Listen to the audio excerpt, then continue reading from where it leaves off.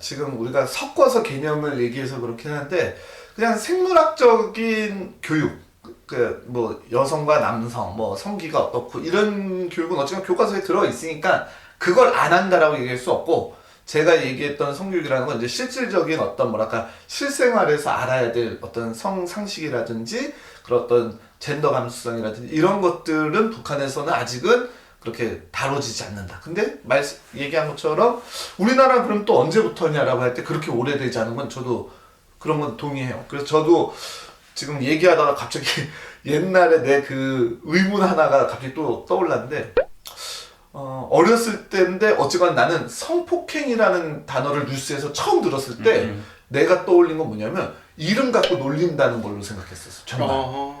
난 그래서 그때 그 어린 나이 그래 이름 갖고 놀리면 저렇게 뉴스에 나오는구나 뭐 이런 되게 정말 그럴 수 있지. 나 순수했구나 옛날에는. 아니 그러니까 그 정도로 초등학교 때죠?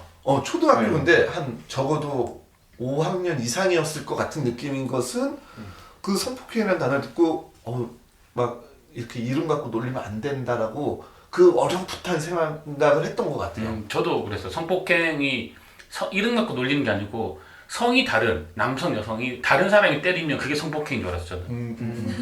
그리고 나 막 갑자기 두 분들 굉장히 순수하셨구나. 무지한 거지. 근데 난 또 그러면서 또 한편으로 난 이런 얘기도 될지 모르겠는데, 내가 옛날에 그 옛날 전설의 고향이라는 프로 알지요? 그쵸. 네. 그쵸. 전설의 고향이 너무 보면 무서웠어. 늘 그런 게 있어. 이렇게 혼례를 치러. 그러면은 이렇게 문지방이 이렇게 뚫잖아요. 이거 잡혀가죠. 아니 근데 나는 왜 이거 그러냐면 관음증이야. 아니 근데 중요한 건 그러면은 거기서는 그 예쁜 그 섹시하고 이렇게 이걸 하고 이제 뭔가 이렇게 이렇게 쓱 하면 끝나. 나는 그래서 전통 혼례만 저렇게 할 수 있다는 생각이 들어갖고 어린 마음에 나는 꼭 전통 혼례로 결혼해야겠다. 그러니까 예식장에서 하는 그거는 저런 절차가 없다라고 생각하니까 뭔가 그 어린 마음에도 흑심을 품고 그래서 나 어렸을 때 그런 그 두 가지가 막 지금 얘기 중에 떠올랐는데, 아까 닌자 얘기한 것처럼 나는 언제 그러면 좀 이런 인식이 생겼을까 생각해 보니까 솔직히 저는 이 북에서 온 친구들 만나고 한 2, 3년 지나고 나서인 것 같아요. 오히려 그러니까 역으로 아이들의 그런 여러 가지 그런 성과 관련된 이슈들이 생기고 나니까 나도 어떻게 얘기해야 될지 몰라서 나도 이제 좀 보게 되고 교육 듣게 되고 그러면서 많이 변했고, 그리고 이제 특히 결정적인 건 이제 지금의 와이프를 만나고 그러면서 더 많이.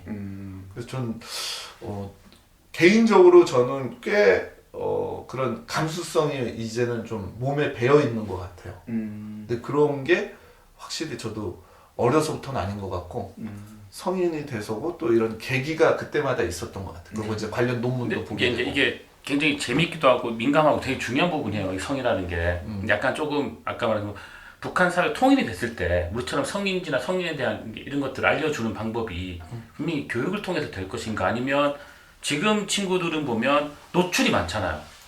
우리가 말하는 야동이라든지 어떤 뭐 TV를 통해서도 사랑의 표현도 강력히 나오는 거고 여러 가지 방법 노출이 많다 보니까 본인 스스로 생각하고 이런 것들이 많아서 더 빨라지는 것도 있고 그래서 정식으로 가르쳐주고 뭐가 잘못된 건지는 알려줘야 되거든요. 근데 우리나라도 그런 것들을 좀 알려주는 위한 교육들이 되게 많아지고 있는데 통일이 됐을 때 과연 이 북한에 계시던 주민들이 이런 교육을 하면 받아들이겠는가 한번 생각해봐. 어떻게 하면 이분들에게 잘 전달이 될까를 생각해야 될 것 같아요.